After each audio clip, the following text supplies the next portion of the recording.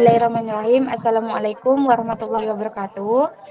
Perkenalkan, kami dari kelompok 2 yang beranggotakan Nadia Risanda Sapitri, Ilene Tifoni, Reska Triana, dan saya sendiri, Febi Andriani. Kami akan mempresentasikan hasil diskusi kami.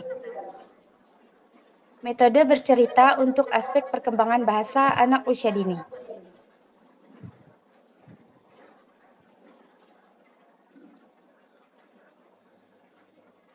Metode bercerita, pengertian, metode adalah cara menyampaikan sesuatu dengan bertutur dan memberikan penerangan atau penjelasan secara lisan melalui cerita.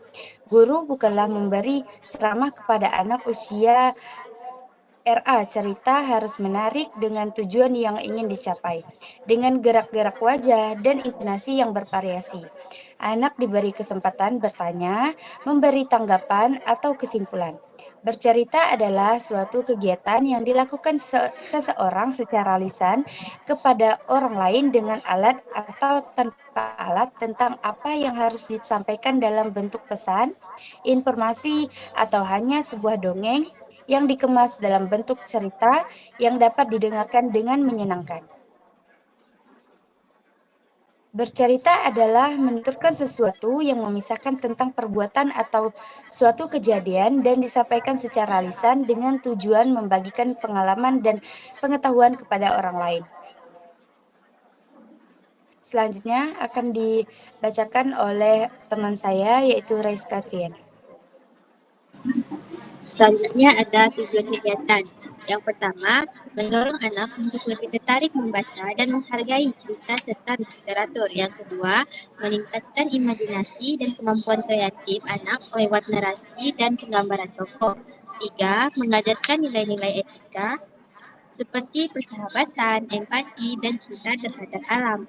Keempat, meningkatkan kreativitas anak dalam menggunakan bahasa daur ulang, menjadi bahan daur ulang menjadi kostum yang unik. Yang kelima, melatih keterampilan mendengar dan fokus anak dalam suasana yang penuh interaksi. Selanjutnya akan dilanjutkan oleh Tifoni.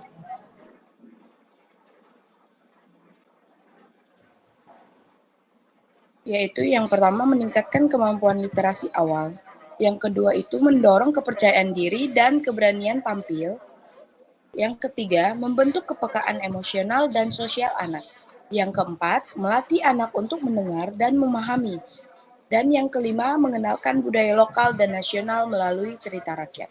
Baik, berikutnya akan dilanjutkan oleh Nadia Risanda.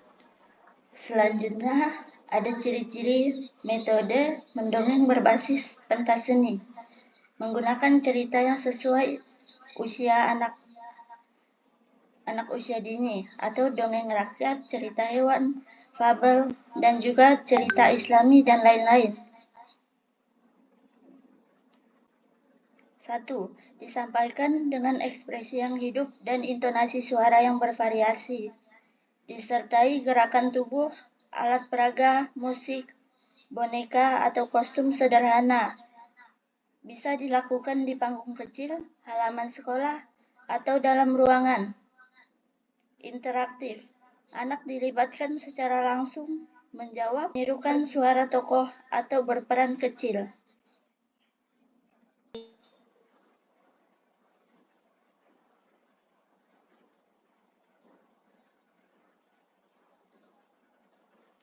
Nah, sekian presentasi dari kelompok 2. Kurang dan lebihnya kami mohon maaf. Sekian dan terima kasih.